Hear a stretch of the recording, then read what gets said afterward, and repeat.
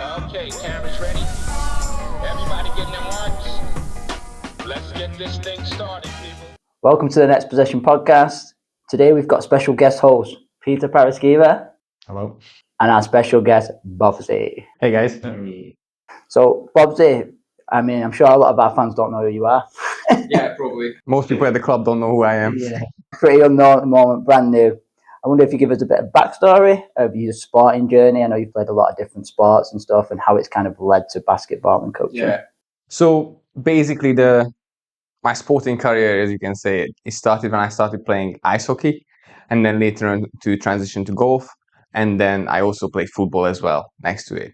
And there was so many other sports as well. I just picked up and played for a bit, and then picked up again, such as climbing. I did a little bit of MMA as well. It's like all sorts of things because I just really enjoy getting From how into. young? How young did you do it from? So I started at 8. Yeah. Like since like 8, 9, I've been always been in like a environment where the sport is in the center of it, which is really fun. Like that's all you want from a kid, and especially from my parents' perspective, like they need to make sure that I fall asleep by 10 o'clock. So kind of works. But yeah, and then I went to university at UCFB where I did football coaching and management. So even my degree was related to sports as well. Well, you played football before that, or Yeah. you played football before that. But yeah, like generally like in sports, like I really enjoy like playing it, but I always enjoyed more about thinking about it. Do you know what I mean? Like when I was like 13, 14, I had like a notebook. So every time like there was a football game or anything, I try and analyze the game as it goes. And I try to see like after, online to how close was I, what happened. Because I just really enjoyed it. That's how I spent my time. Good fun. Yeah, because we didn't have many like courts or like the area outside where I could play that much. So that's how I connected to the game or games because I just really enjoy it. And all that led to basketball is because I also played basketball, but not as much as the other sports as well. But with basketball, I just really enjoyed it all the time because when it comes to like compared to football, basketball is a lot more certain in terms of, for every counter you have another counter. It's a lot more tied together in terms of like, if I do this, that's how I move my defender, therefore I have to do this. But other sports, sometimes like there is not as much overlay, if that makes sense. Mm-hmm. Yeah. In what sense though? Like basketball is just designed that you do this. It's like really rigid, and other sports are more free flowing or what? Or... No, I feel like your options, what you have is lots of options, but they all like certain options. Do you know what I mean? You can't just make something up that nobody ever seen before. Right. Yeah. If that makes sense. While in other sports, there's a lot more freeway. If that makes sense. Is that to do with the playing area though as well? Like it's Yeah, a like smaller playing area? Yeah, no, absolutely. Limited in what Like you can do. because in basketball you're operating in a lot tighter like playing areas compared to football. Like football is different because like it's everything about the space, like how much space you go. So there's a lot less light on like players' skills, if that makes sense. So like if you're looking at like famous footballers like Gary Neville, he was amazing. Was he technically amazing? Well, I wouldn't say. Like he was like an amazing player. But yeah, and that's how I ended up in basketball because I felt like all these sports, everything I learned from them could really help me like in basketball. I think I can bring a lot to the table in basketball for all these little things I picked up. What sort of things do you think do transition from say football to basketball? Football. I feel like mainly the development program, I think. I feel like it would be a lot more beneficial for basketball if you have something similar. Because in basketball, like the whole pathway and the structure of it is a lot more fragmented into pieces. While in football, it's all together. So like, let's say the Manchester City or United Academy, they're starting at under 8, under 9. And then they have the whole player in full control throughout their whole development because they going age group to age group. And then they go into first team, and that's how they make it pro. Like in basketball, it's a lot more like, I'm playing for Magic here. I also play for a local team. I also have like this private coach as well who helps me. So like their whole development is a lot more over the place. So it's like you can oversee it a lot less. Like as an organization. It's normally But like at City, everything's in house. I'm guessing funded by them. Yeah. Most basketball places in this country are not going to have. I'm sure if you went to a different country, the pathway of the development would be more in house and less them just going out. Oh yeah, Real Madrid's not going to have people having loads of extra private sessions. They're going to be delivering the development from. But I feel like in general, because in like obviously given the situation, but that's what's happening, and in the US as well. If you go, sees like people going to like primary or secondary school, then high school, then their college, then university, and then pro. So they already been at like 3 or 4 organizations which help them shape. Yeah. While in football, it's just the one organization helps you shape. Yeah. And also like in basketball, I feel like the tournaments, the whole like competition structure is different because there's a lot more like tournaments. You know, the leagues can be like, just generally speaking, like local leagues all over the place, a little bit more all over the place. While in football, is a lot more rigid. If that makes sense, we have this weekly league, we have this weekly club, and maybe at the summer we have a tournament or something. But like if you look at the US, it's all tournaments. Or look at like top players in this country as well. They always go into like, you know, other organization where they can showcase their talents as well. So it's not just like the one place. They always go into other places to see like, oh, maybe get exposure here. Yeah. But that's because the destination in the UK is not to play for your club senior team. It's not the destination. The destination is earning a scholarship in the States or going to Europe, playing pro in Europe or wherever else. Whereas with football, the destination is make City's or United's first team. Yeah. So it will naturally be different. Yeah. They need to showcase to loads of different people, where a young footballer will have to just showcase to the coaches within the program. Which I feel like from a player's perspective, I think it's a lot more healthier, but in a sense, because I feel like in basketball, there's so much pressure on players. Like I have to perform this week, I have to perform that week, you know, to a different person, to another different person again. So it's a lot more pressure. While in football, coaches are, I feel like, because of this like centralized system, players can just, okay, you know, what's the perspective of the coach? You know, because their perspective is my reality, not like many other coaches.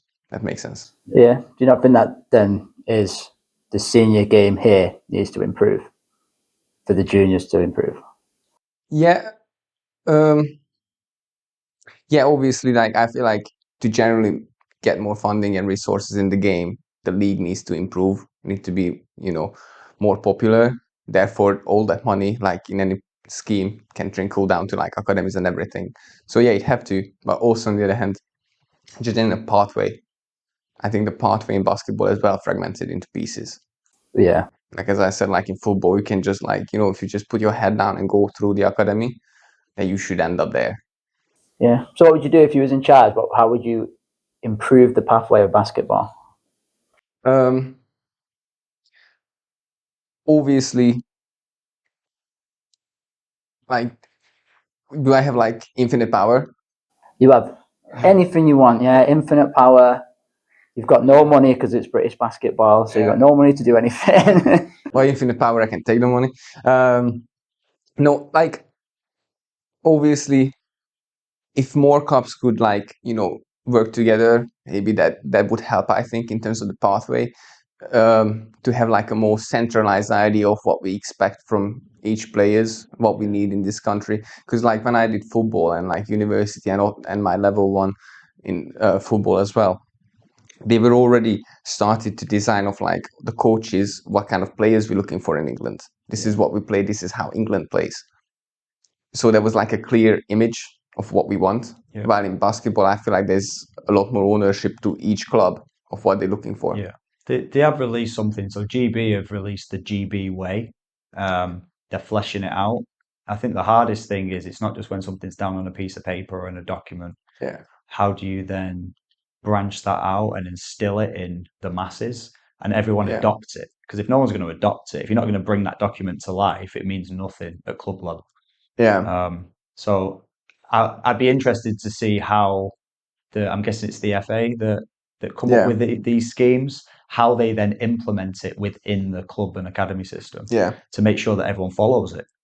It's all well and good having the document, but if everyone's like, yeah, I'm not bothered about that, and they do their own thing anyway, we're still going to be fragmented. Yeah, because I feel like in the FA, because of obviously their resources and everything, they have more opportunity to oversee these changes and oversee the coaches and give them like an environment where they can discuss these things like nationwide, not just like in a club or in with their local coaches, if that makes sense. So um Are they held accountable? Are they held accountable to not if they're not doing it? Is there like standards where it's like you're supposed to be teaching this, this, and this, where you're supposed to be developing players in this way? You're not doing that. Therefore, what? They get to get rid of their accreditation, or no, what like happens? it's more like your reputation, because I feel like if in the FA you want to move up as well, like as a coach or anything, obviously it's coaching, it's a lot of networking and all sorts of stuff. But if you don't follow in that path, people will notice. So you have two options: either you're doing something way better, but that will you should able to see on the performance, or you're not doing anything better, but then people are going to be like, why don't you do this? You're supposed to do this. And also, like, I feel like people are a lot more keen on using those stuff as well, being part of like the England DNA as well. So it's like just the marketing part as well of like, oh yeah, I want to do this because I get recognition like this and all that sort of stuff. While in basketball is, like the organization and the institutions are a little bit all over the place. There's no like unity. No, it's almost like everyone's against the higher up, the Englands, the GBs. Everyone just slags them off all the time. No one tries to help and make it better. But then something I was just thinking there is, with like in football, they give you away. Now, I'm sure physicality is one of the things that but in basketball, that's like way more. So like we get a kid and he's 5'7", and you're trying to mold him how the GB want him, but the GB will never want him. And you don't get many kids coming through the door that are legit GB height or physicality or athleticism. So what do we do about that? You just still coach the kid like he's trying to get to GB, but there's no real hope.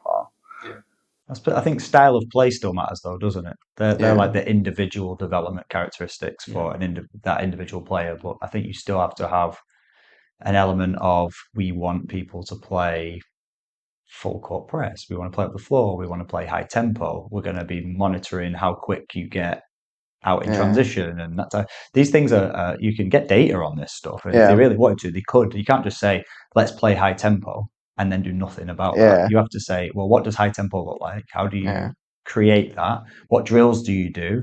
And then how do we capture data to say whether you're succeeding in that or not? It's not always going to be accurate, but you've got to have some sort of metrics, haven't you? To measure yourself on. We used to get into the half court first action within 12 seconds. Now we do it in 8. And if that's a long period of time, So I think there's certain things that can be trickled down, but it's how they implement that. And again, everyone being on side and trying. We're not going to know unless we try. If everyone's dead like defensive to stuff straight away, we're not going to make progress. Yeah, and also I feel like it also depends on what like the coach's goal are. So is this a hobby for them, or just kind of enjoy it, or someone who is like obsessed with it and that's what they want to do? There's a massive difference of like what's your motivation. I'm guessing more coaches on a football side are getting paid and take it more as a job. Yeah, and even in football, because it's just so much more a bigger sport as well, that like even at grassroots level, usually like coaches get like paid like for the what you call for an hour training session. You get like 20 quid or anything, something from the club. But I feel like if you want to be good at it and that's what your passion is, then I believe money will come with the way. You just need to invest in knowledge and improving yourself, and everything else will follow. Yeah. What's your goal? What's my goal? What's your goal for coaching and stuff? Why are you doing it? First of all, I really enjoy it. Like, as I said, like since 13, I wanted to do that. My goal is grow the game, grow the club, grow basketball as a whole, because I feel like it's such a great sport and these kids not getting exposed enough to it. And like one of the best things I think, like looking at from like a kid's perspective and parents' perspective as well, compared to football, in football, education is relegated to just supporting football. In basketball, so many times education is the goal. so I want to go to college because I get a free education. So that's such a benefit, I feel like, of basketball, that if you're just getting good, you might not make it to the pro team or like a pro level, but you can still have a chance at getting a good education, if that makes sense. Yeah. I think that changed a lot though now when money's come involved in the college game. Oh yeah. I think that's been really stupid, in my opinion, because it just takes away from what that was used to be the goal, get some education. Now, really, not the level of kid is thinking, oh, I could go to the States and make some money. So I don't know what your thoughts are, both of you, on that, like money in the game and stuff. I think it's difficult, isn't it? Because I think before, all the top level institutions and Division One schools in the States, the coaches were making millions, the kids were making nothing. Yeah. And they wouldn't have the programs they had without the kids marketing the kids, selling jerseys, selling tickets, and all the rest of it, using them for advertisements to grow their programs and all the rest of it. And they weren't seeing a lick of that money. I think it is a good thing that they get paid something. I think as soon as it becomes the only reason a kid moves to an institution, that's when it's a problem.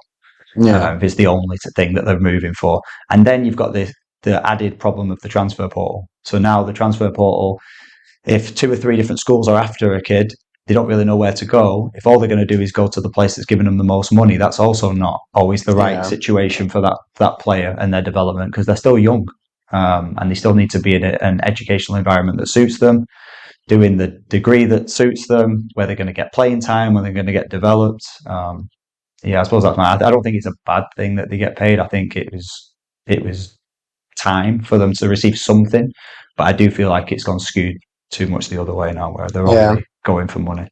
Yeah, no, I think it's very dangerous, especially because we're talking about like 20-year-old kids, 18-year-olds, some 22. Like at that age, like I think you shouldn't have a lot of money. Yeah. Because it's just too. I remember when I was 22, if I had 20 kid on my account, I didn't have that 20 kid on my account anymore. Yeah. And I don't like the thing that it's like, oh, they weren't getting anything. They were getting something. They were getting their education. Yeah. That was like, just because you're not getting a financial benefit, you're getting the education that later on you'll be able to. Yeah, I think it's just it's the skew though, isn't it? It's like if the university is making millions and your scholarship is only worth 100k and you were part of creating those millions, there should be a way that they get a cut in some way, I suppose. Yeah, maybe. Yeah, I don't know. It's a tough one. Again, but what I find funny is like every kid thinks they're getting this, and it's like the bottom end kid of the team. He thinks he's getting it. And it's like, what do you do with that when like you've got a lot of delusion in a player or someone? Do you stomp that out, or do you just keep going with it, or what do you guys do? I don't know. Like, it's tough because in some ways I feel like in order to get really good and improve in the certain level, you have to be delusional. Yeah. But if it goes too much the other way, that's actually damaging your development. If that makes sense. So it's a tough one, obviously, like putting the player into tough situations where they can see that they actually struggle and feel struggle, and then guide them through that. That would be the theory. In practice, it's a lot harder. But that's what I would do. That's what I'm trying to do, is like, if I see a kid who is like, way over his head, put him in and trying to make him recognize that situation. Now, sometimes works, sometimes it doesn't. Yeah, I do think it's difficult. I think far be it for me to stand in front of a kid and say you can't fulfill your dreams. Yeah. It's this. I would never do that. I do think, like you said, I think you can highlight where they're at currently and show how much development they've still got to do to reach what they want to reach. And then really it's on us creating environments to allow them to reach that, but also on them as well. It actually comes on them way more than it comes on us, because it's not what you do just when we see you, it's in the unseen hours and what they're constantly doing and how they're striving to get better. And then like you mentioned before about physicality, that does play a factor. It's a tall person sport, unfortunately. So there is certain kids that it's not equal playing field, is it? I could be 6'10" and have limited skill set and still make it, and I could be 5'8" and have amazing skill set and still not make it. And making kids and parents understand that as well, I think, from young ages is a difficult and sensitive topic. Yeah, like exactly. Like if you're 7 foot in the US, I don't know if you guys heard this, but if you're 7 foot, there's 10% chance you make it to the NBA, even if you played or didn't. So there was like a kid who picked up basketball at 18 because he was like 7 foot and made it into a NBA. That's mental, that, isn't it? Well, it's not mental. It's just what the game is. There's not many 7-footers. Yeah. There's too many 5'8" guys, and that's what's unfortunate. Yeah, we're all sat around the table. Yeah, talking about the 7-foot guy. Yeah. What I was wondering though, that is all this. How does it change? Because you come from golf. Yeah. That's like a individual sport. Yeah. How does the dynamic between like coach and player change when it's an individual sport compared to when it's a team sport? Yeah. Like, I feel like obviously in golf, you got a lot more face to face with your coach. So you can actually like develop maybe a stronger bond. But again, it's like team sports as well. Like, it's dependent on the coach and the player as well, because, you know, coaches make mistakes as well. Coaches are people as well. So you can still have like an amazing relationship in a team sport with the player, but in golf is a lot easier, I think, because there's just so much one-to-ones, and their whole development is usually mainly controlled by one person. That's it. So it's not like a club, not by an organization, just one person. How do you have it in terms of, because it's an individual sport? Say you're taking a kid when they're like 9, 10 years old, or even younger, maybe. I don't know how young they start in golf. Do you have to have the parent there all the time? Because one of the things is we can't do a one-to-one here with a young kid without parent there or other people in the thing for safeguard and welfare. Yeah. So how does that work in an individual sport? Do you have to have the parent literally follow you around all the time, or what Yeah, happens? sometimes they do. Yeah. Usually the parents' choice, but it happened multiple times that when like my dad was like, "Okay, you go," and he just walked away. Like, Yeah, that was a long time ago. I mean, if it was to happen now. yeah. Nowadays, I'm not exactly sure. I feel like country clubs and so many times these organizations are usually in a way that it's okay. So like the coaches and the whole country club has a license where they are able to do this. Right, okay. It's just like a school. Mhm. But yeah, back in the day, it was just like, you go. And like, so many times it happened that I was like, what, 15, 14. In the morning, my dad drove me to the country club, dropped me off, left. Don't even walk me in. Like, just in the parking lot. You go. It was fun. Is it always 1-to-1 though, or are you like in little groups and stuff? Or Sometimes there are groups, but if you want to have like seriously improve, it's 1-to-1. Yeah. But But you only have that one coach. Like you don't have, I don't know golf very well. You don't have one guy that's focusing on the driving game or the no, it's just iron the or one coach. putt-in or what. Yeah. sounds like you know loads. I knew 3 things. Yeah.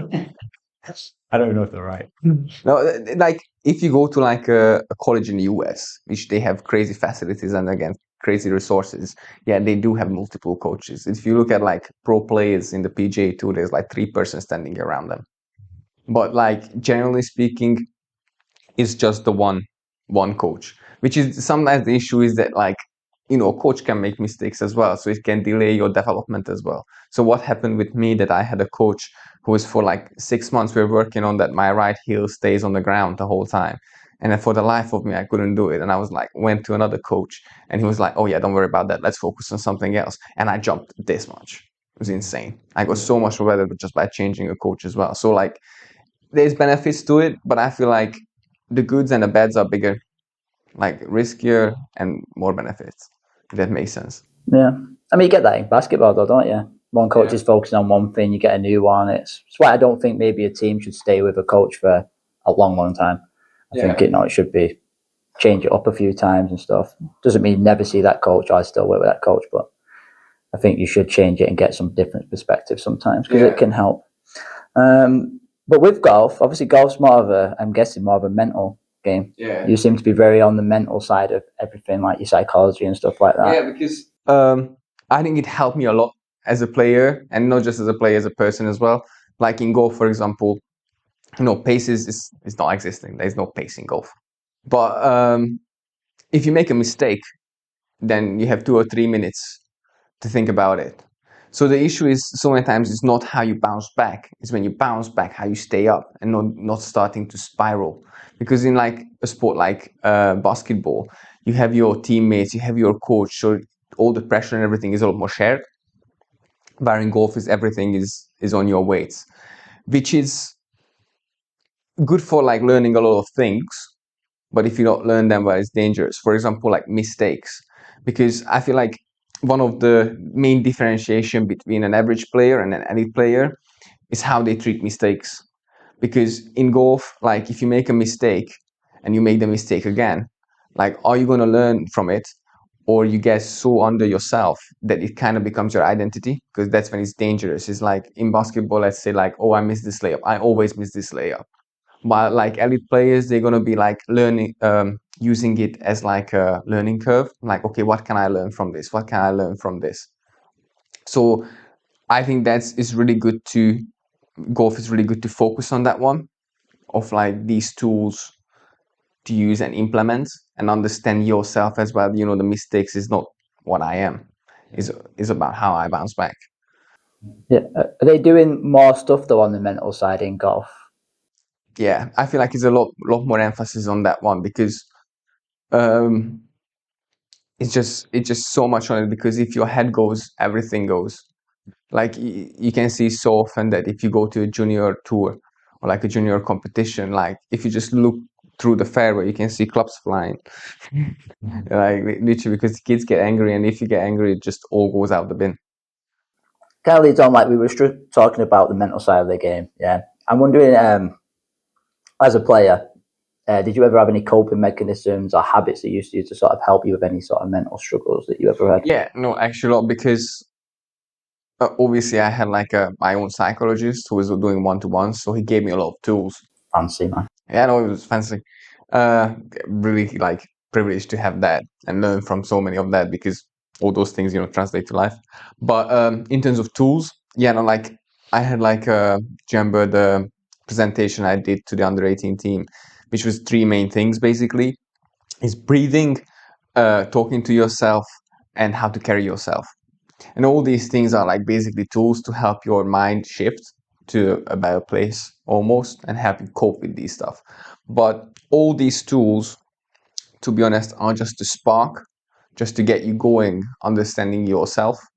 Because if you really want to get to the next level, you have to understand yourself, of what do you need, when do you need, because these tools are just starting points for you, and then you can make it into your own, of okay, what works for me, you know, like what other things I can do to, you know, tackle my own issue I'm having.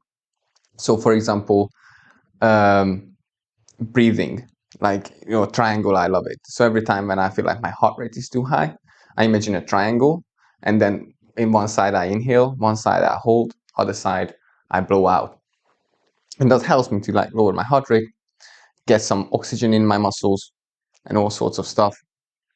And they are great. And then, as I said, you can make yourself understand yourself, what works, what not. And yeah, just players don't know enough about this sometimes, I feel like, because it's so beneficial, and so many like top athletes do that all the time. It's education, though, isn't it? Yeah, You need the education to know what you should be working on. yeah, exactly. Because like, we never had any of that, and I'd be honest, I don't know that many techniques, or you know, it's like get on with it. It's funny because like when I was 13 or 12, I think my parents had this great idea to put me in a course called brain control. It's how to control your brain. It's basically giving you loads of tools. Mm-hmm. Some of them were like not very legit, but other one is just helps you like understand that, you know, emotions is, you have to regulate it yourself, because you can just wake up one day, I'm like, oh, I'm sad today, but doesn't mean you have to be sad today. You have to, you know, find your own way, what works for you to get you out of that and get you into the headspace you want to be in. Mm-hmm. Because just like any other muscle, the brain, you have to control it as well. And like all these tools, it's just to get you going. As I said again, like, you know, like, oh, breathing works, this works, you know, talking to myself, what do I say to myself? Because like when you talk to yourself, it depends on it's depends on each person what works for them. Yeah. If that makes sense. So some people say like focus, then your brain hears, okay, I have to focus, so you can focus. Some people you have to say reset, some people needs to inhale, some people needs to, you know, takes a deep breath in, whatever gets their body going. Are we talking about when a negative event happens? Is that what we're talking about? Because obviously, leading up to a big game, what do you do before the game? Because people get very anxious and don't know if they can perform. So there's ways of coping there, isn't there? There's ways of coping when something goes wrong, and there's also ways of coping with disappointment, I suppose, afterwards. So I suppose all of those techniques would be very different depending on what point or not. Yeah, no, it's not just the same technique would be different. That would be different techniques. Yeah. Like sometimes, like pre-game, for example, that's actually that interesting. There's I think 4th or 5th best tennis players at the women's table called Igna Swiatek. The way she prepares herself mentally is to make sure that she's sharp. Is she does Sudoku and crosswords before the game, which is really good because it's like activates his like prefrontal cortex, which is responsible for decision making and help her to read, what's happening in the game. And it's just like any other muscle, that just stretches it, like getting warmed up, that part of your brain. And that's also like helps you take off the focus from like, oh, if I'm excited, just not let you spiral into negative thoughts by giving yourself a task like this. For example, obviously after the game, as I mentioned, is like not living with your mistakes, because we are not our mistakes. It's just, something to learn from. Like also an interesting story as well. Bruce Askins, I believe, he was the coach of Tampa Bay Buccaneers and Arizona Cardinals in the NFL. Right. And what he did in preseason and sometimes postseason is he make sessions which his whole goal was to make sure that the players are fail. They going until they do something they clearly don't, just to see how do they react to it. And that's when I said as earlier, is like elite players, that's where they separate from everybody else, because their mistakes is just learning curves. Like in his rookie year, Peyton Manning, he was coached by Bruce Askins. And in the first game, he threw like 3 interceptions. So he just gave the ball away immediately. And he didn't get down on himself. He was like, okay, what do we do now? What do I have to do? Mhm. So the whole mentality was completely different. And the deeper you dig into sports psychology, the more tools you find and the more ways to understand how your body works. If that makes sense. Mhm. Do you think the coach has a massive impact on it? Because we say all this, and it's always like for players. And I would argue a lot of times, especially the coaches I know, a lot of them are stress heads, get really nervous. Sometimes you're down, like throughout the season, I'll be down and stuff. How do you become the guy that is telling everyone to do that? When a lot of the time, a lot of the coaches don't really do that, or they're nervous. And I see like a new coach, he's nervous in practice. And do you think there's anything that the coaches should be doing a little bit more? Or? Yeah, I feel like it's very important because like if you're responsible for like 20 kids to make sure that they, mentally healthy, you should be in a place as well where you are mentally healthy or understand what's happening. So all the tools you can find, the breathing, talking to yourself, all that stuff. Coaches have to do it as well. I do it all the time. Like sometimes when like, I don't know if you guys noticed, but I had a practice the other day and it was not going in my way when I was trying to do Superman. And if you watch me at the sideline, I was doing my like triangle breathing technique, just like to keep myself calm. So yeah, it's everything starts with the coach. Yeah. I feel like because you sort of need to be a figure that players look at if there's an issue. Yeah, you're modeling the behavior you want. If you don't model the behavior you want, how can you expect them to? And it's portray that one of behavior? those things as well. Like even if you don't feel like it as a coach, you have to pretend because it's tough, but it's sort of your responsibility. Well, we're asking the kids to regulate their emotions, so we have to regulate ours first. Yeah, exactly. Yeah. No, like how do you say, like lead by example? Yeah. Yeah, it's like I can't ask the kids something that I'm not willing to do. If that makes sense. And I feel like it just helps because sometimes about the game they want to talk about something I need to make sure that they can talk about this with me if they want to. Yeah. Well, moving on. Me and Pete obviously had, when we was growing up, we had Joe and Graham as our coaches. Yeah. And they taught us a lot and stuff. I'm wondering if you had any sort of coaches or mentors that sort of shaped how you approached when you were playing, how you've transitioned into coaching. Is anyone? Yeah. I don't really have like one main character. for the Gen Z's out there, main character. I have like different things I picked up from different coaches / mentors. So at ice hockey, the assistant coach, he was really great because he was able to communicate with the players in different ways. You know, when you need to push them, when you need to go on a sideline and talk to them. So he had a really good feeling of how he should communicate when. So like I remember there was one session when I was struggling with a drill, and he took me out for like 50 minutes, and he just doing the drill with me, nice and being patient. And after that, I never made a mistake in the drill. I learned it, and he realized that's how I need to do, which was amazing. Other person, my second golf coach, it's called Damien McPherson. He was like, I think from York or something. So it's like he got into Hungary somehow. Why? He like taught me of how to control your body, like how to make sure that you build a good nervous system where you have like a lot of control over your body. Because you know, in basketball, many sports, everything we're trying to do is with speed, do it quick. But he made me realize, like, if you can't do it slow, how do you expect to do it quick? If that makes sense. So he really got me into like these, like when I'm doing like tennis balls drills and everything, hand-eye coordination, and then plyometrics as well. So like I can have full control over my body. So it exactly does what I want. And the other person was very interesting. Is I had a private mathematics teacher, and he told me once, because I was struggling with mathematics, that you can't be good at mathematics if you don't like it. So before you go to bed, say to yourself like 5 times, I love mathematics, I love mathematics. It worked. Like literally, like by the end of high school, I actually loved it. Like I was good at it. So like, I wouldn't say I have like one guy, but I have little things I picked up from all the people. I think it's really interesting the one you talk about with communication. You say you had a really good feel. And Yeah, I'm always really interested, is that something that's innate in a person, or do you think those skills you can learn them?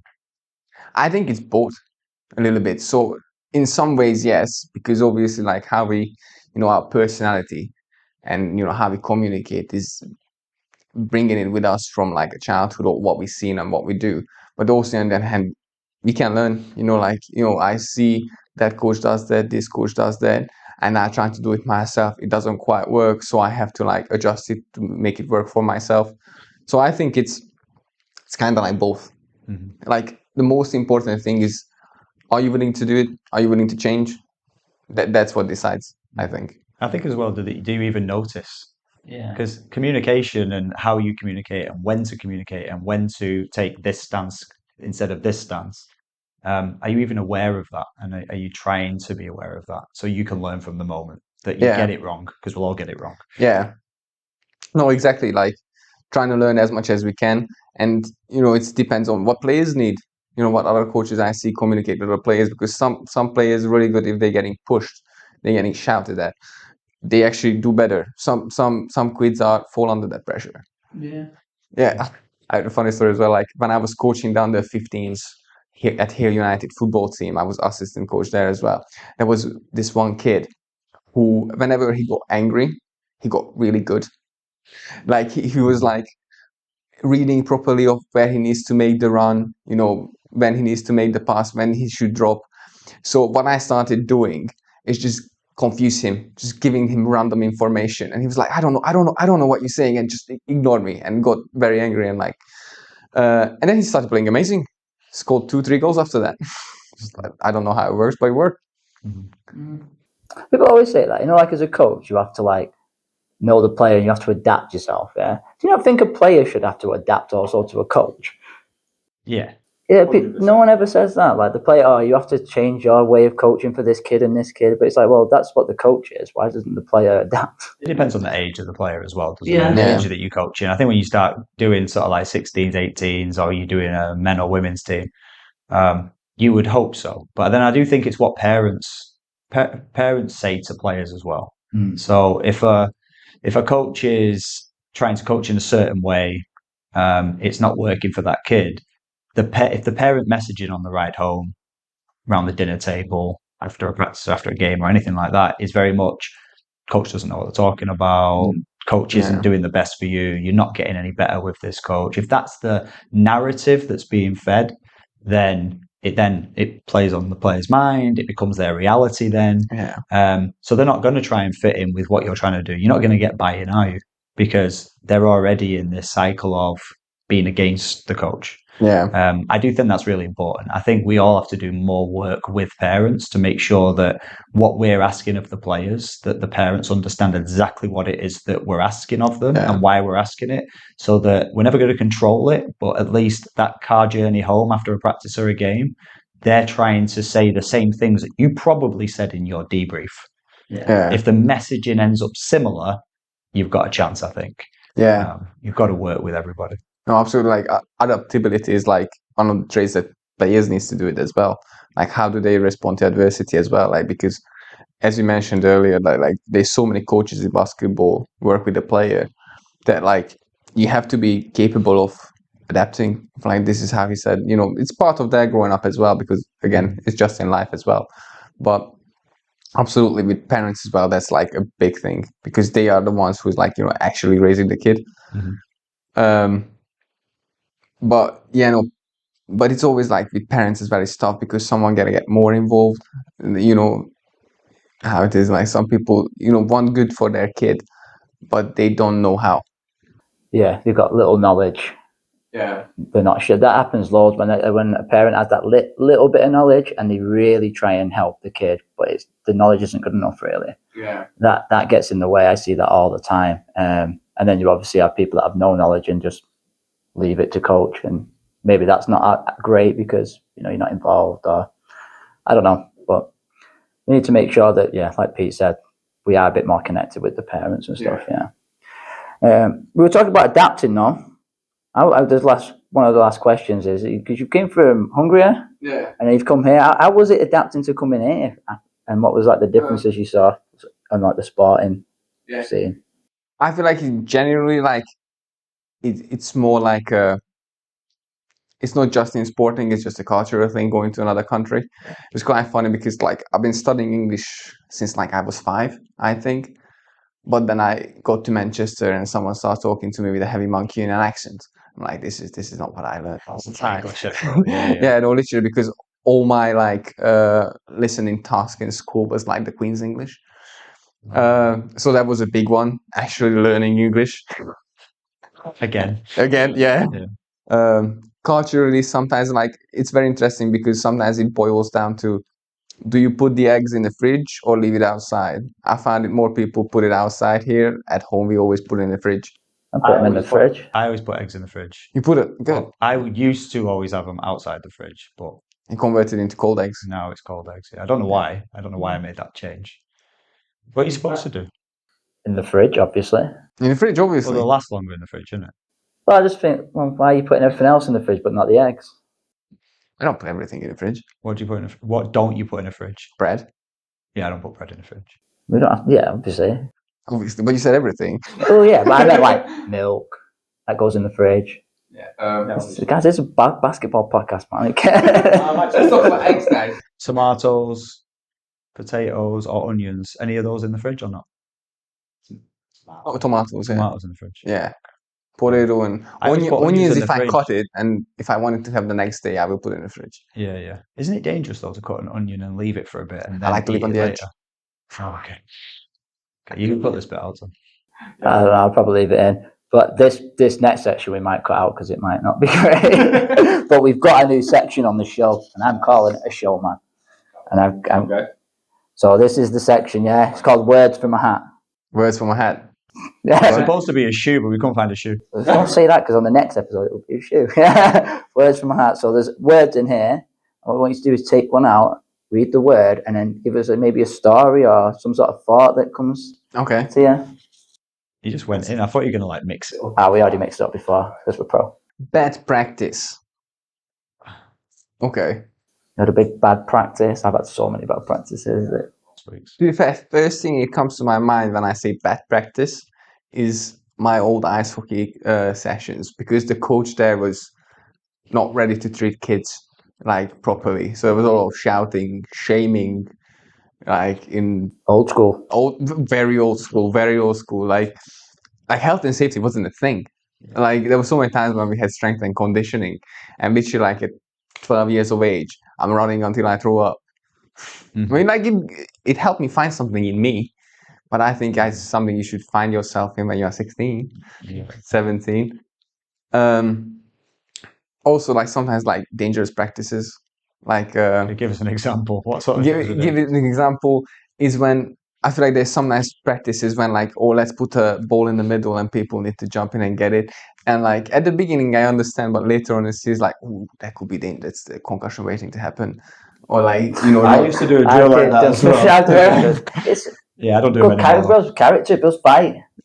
Yeah. But when you're dealing with young kids that have great spatial awareness and control over their bodies anyway, we've had a few bang deaths. I guess, but does it not go to the other way where it's like, oh, don't let them? That's why we get soft people. Yeah.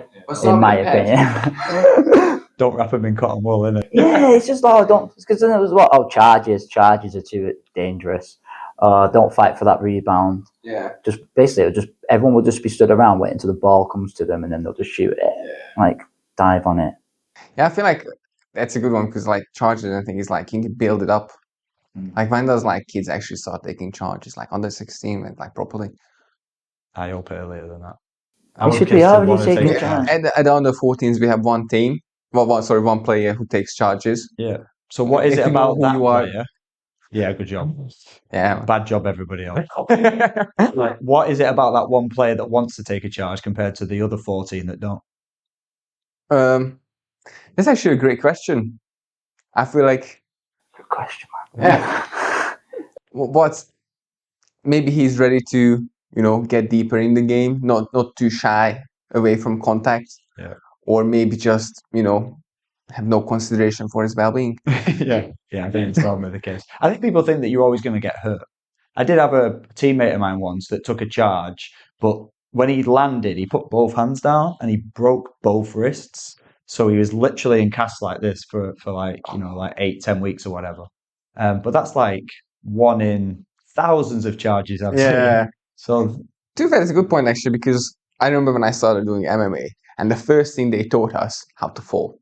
yeah, And that's might be a good point as well to like at younger kids. Okay, let's learn to fall. Yeah. How to fall, how to break a fall. yeah. Still can't believe you did MMA. Why? I just feel like you would get knocked out. I was knocked out once. Yeah. Yeah. Yeah, because it was funny because we were wrestling on the mattresses, and 2 mattresses had a gap in the middle. Yeah. And I knocked my head because they turned me over and got a concussion there. What level of MMA was it? Oh, very low. Yeah, very low. I did it for like a year. Right. Yeah. Yeah, just to, you know, get some, you know, exercise, and I always was interested in it because again, it's like the tactical part. It's always like in every game, I love them. It's like, okay, if he does that, what do I do? If he does that, what do I do? I can do this all day. Yeah, but then he's getting knocked out. Yeah, but And what do you do? Go to hospital. Yeah. Fair enough. Well, Babzy, I'm going to say our last question. We're called the Next Possession Podcast. Yeah. You know that. Everyone knows that now. So we always ask, what's next for you? Next for me, I think is to get more well established here at the club. You know, trying to take, you know, add more and more, like help as much as I can, and grow the game. And maybe at some point in the future, I can, you know, see an impact of it. Yeah. That's the goal. Nice. Thank you very much, Well, Babzy. thanks, Babzy. Thank you very much, guys. Thank you for having me. Thank you very much, guys. See you on the next episode. Subscribe. Subscribe. Of course, yeah, Subscribe.